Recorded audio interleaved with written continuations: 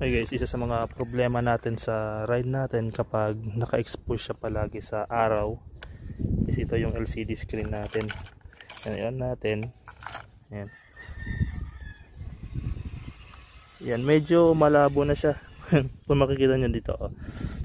Yung ride natin almost 3 years na. Pero kung makikita nyo dyan, hindi na masyadong nakikita yung nakasulat dun sa mismong LCD. Ayan. Kahit tingnan mo siya dito, ayan, dito makikita pa konti. Ayan, kapag gigilid ka, ayun, oh. Pero kapag dito, yan, medyo malabo na. So isa yun sa mga downside ng ganitong LCD screen, mga old school na LCD. And best practice para sa mga ganito, syempre hindi mo dapat siya hayaang naka-expose sa araw. Ayan, minsan kasi naiiwan natin to na direct sunlight eh.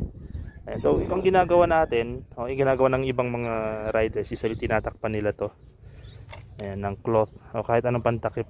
Ayan, para hindi maarawan diretso yung LCD screen natin.